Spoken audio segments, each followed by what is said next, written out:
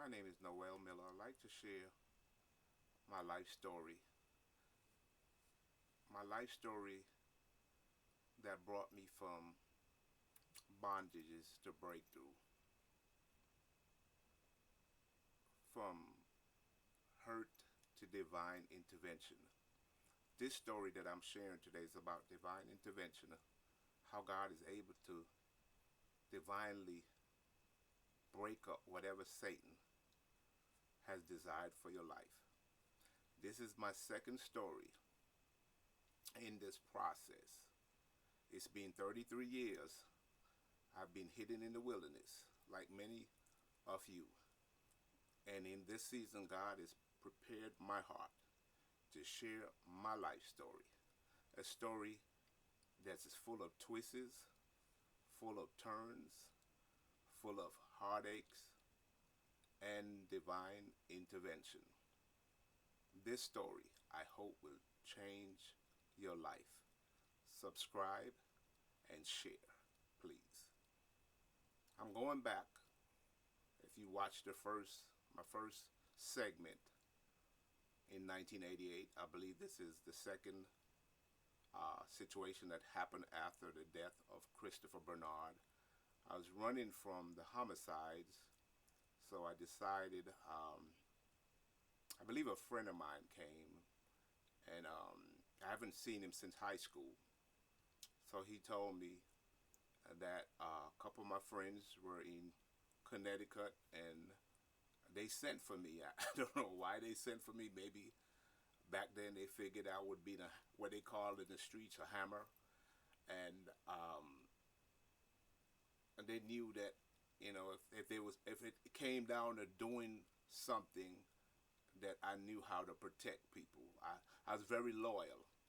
So the friend that came for me, we jumped on the Metro North and we went to New Haven. I've never been to New Haven before. It looked pretty quiet, but New Haven in 1988 was a very dangerous place. Anywhere, Hartford, Bridgeport, all of Connecticut, certain places were just wild because that was called a crack epidemic. My intentions were not to go there and sell any kind of cocaine, any kind of crack. We were just supposed to be selling weed. So we were selling weed and everything was going good. I was making a lot of money. Sometimes I had $3,000-4,000 in my pocket. And then you know how it goes. You running with wolves. You got other wolves that are watching you and they're trying to find out how much you're making. So what I did, I stashed my money with my best friend at that time, and I had a gold necklace and a bracelet. And I think it was about $4,000 worth of jewelry. And somebody broke in the house, stole all the jewelry. Very nice jewelry. And I was like, man. And so that kind of turned into some kind of beef between us and some other guys from Brooklyn. But nobody realized the true issue was the guys from Brooklyn, they decided that it was going to sell cocaine on the same block. Now, that whole area was done up by these drug dealers that controlled the projects. They were from the projects and they sold cocaine. So as long as we were selling weed, there was no beef. There was always love because we supplied them. But I had no idea that somebody was selling coke. So one day I was out there and I was just chilling and two guys ran by me. And I saw like shadows. Then you saw the black on black sweatsuits, the hoodies. Then all you heard was a pop, pop, pop, pop, pop. And I kind of stood there for a minute, just kind of looked at them like, wow, y'all shooting at me? But I felt the bullets, they kind of just went to the left or went to the right and kind of hit on the wall. And at that time, because it was so hot there with 5-0, we couldn't stay strapped. You just got to keep your hammer inside the house, or what they call it back then. So, or somewhere that you could get to it. So, long story short, I realized that the guy was shooting a Tech 9, but it was around 4th of July, and we've heard firecrackers early in the day, but like, well, but they did the little firecracker thing in the day to kind of throw us off that they was coming back at night to really, take somebody's life. And I was like, wow, that was the first attempt on my life. Divine intervention. Only God could do that. Because, bullets, they came pretty close. But here goes the deal breaker. The friend that came and got me, he was a really cool dude. He was the only dude. He was just all into the girls and all into making money. Back then, my parents were saved. They were Christians, and I'm sure they were praying for me. I just got up and left. I ain't told nobody where I was going. This is how you do it, because I couldn't tell my parents I'm leaving with, this homeboy, that homeboy. They already knew I'm going to do dirt, but I knew prayers was already sent up for me, because my father was a praying man. So here goes a bad situation about to get worse. Because now we had beef with the guys in the jungle. And now that it was beef stemming in the organization, because we had a couple dudes from Queens and then we had a couple dudes from Brooklyn that came in that situation. And it was not good. It was just not a good mix at that time. You could feel death in the air, if I want to put it like that. So it became a point where I knew in myself that something bad was going to happen, because they already kidnapped maybe two of the guys. They found one in West Haven dead, and then they found another one in East Haven, pretty much just chopped up and put in a bag. And I'm like, wow, this is really, really getting sick. But for my situation, me and my homeboy, we are the one who walk home every night.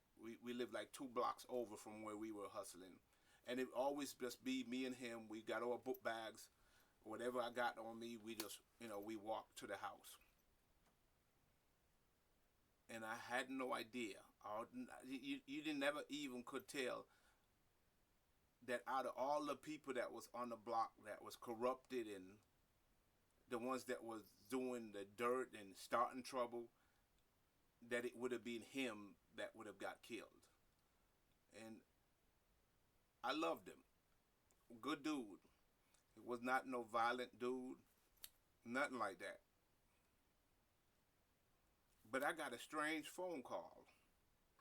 And I just want to say that's divine intervention.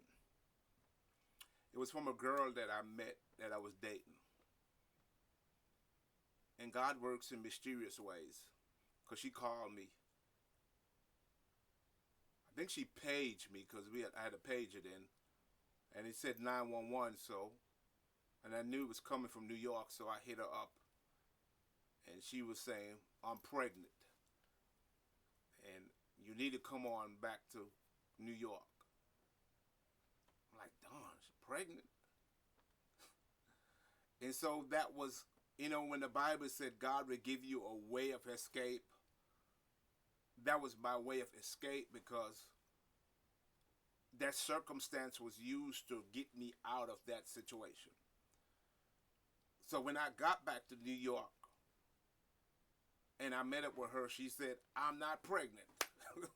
So I'm like, why you said you're pregnant? She said, because I just want you here with me. And I'm like, wow, you lied to me. And I'm there making money. I'm eating, and you just messed up my food. But God had designed that situation to save my life. Because when I got back to Connecticut, I just felt this real dreary feeling. As soon as I got off the subway and I was walking like near the projects, these dudes was looking at me and they were saying, New York, you need to go home. How they know I was from New York, I don't know. These cats know, they know me. I don't know them, but they were just standing at the train station saying, New York, you need to go home. And I ain't paid no mind. I went back on the block. It just looked like a ghost town. I was like, something spooky, something ain't right. When I got back on the block, two Hispanic dudes ran up to me and they said, you dead. And I'm like, dead? I'm alive. What are you talking about? But I guess they was trying to tell me that somebody died. And after breaking it down, I kind of figured out that, because they knew that me and homeboy was close. And I get to find out that they killed him. It was just a shock. It was a real shock because it's always me and him. And he was walking home when they chased him. A carload of dudes from the projects rolled up. He started running, and they started shooting at him. They shot him in the back, shot him in the neck, shot him in the torso, and just left him there dying. Nobody knew that he was dead till the next morning. Everybody said they heard shots. It was called Liberty Street. I remember that. But there's no liberty on Liberty Street. The only liberty you have is when the Bible declares, whom the Son set free is free indeed. That's your freedom. That's my freedom. And my freedom came when that phone call came. Because if that girl had not called me and lied and said she was pregnant, I was supposed to die that night. And I thank God that he used the foolish things of the world to confound the wise. I had no idea that God could use mysteries like that. But it was a great mystery about that death. Because I just left the death of Christopher Bernard. And now I'm back in Connecticut. My parents never heard the story. Nobody. I've never shared this. Even in the church, I've not shared this because people, everybody that you're close with, don't need to know your past. But Jesus said it was time. It was my time for the world to know who true apostles are. Because the Bible said many are called and chosen a few. So I was already chosen from before the world began. I just didn't know my way through life. And then other people were staring my life. Come and get me to go hustle with them here. Go hustle with them there. And I'm like a buzzard and not being an eagle. Today, if you don't know who you are, I'm going to help you identify with your identity, because I had not an identity until I found Jesus Christ. Let me help you. You don't know of a friend. You can't trust nobody in the dope game. You can't save nobody when it's their appointed time, because the Bible says it is appointed for man to die. I did not know it was his appointment, but it wasn't mine. Come on, somebody. But it could have been my time. But God said no, because he has a work to do in the earth in the year of 2022. 33 years I sat quiet. 33 is the number of a promise. 20 is the number of redemption. 22 is the number of light. In 2022, wake up and see the light. Know that Jesus is the light of the world. I greet you and I bring you my stories. Stories that will empower you to understand that your mistakes that you have made in your past does not say who you are. Because when you are identified in heaven, no man could touch God's chosen. No mistake that you have made could stop the plan that God has for you. According to Jeremiah 33, he said, I know the plans. Not your friends, not your family, not your co-worker, whoever you ran the streets with. They don't know the plans that God has for you. The plans for good and not for evil.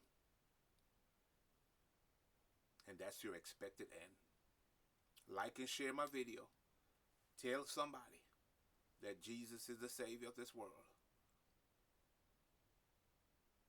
Like and share. Tell somebody about this channel, House of Power.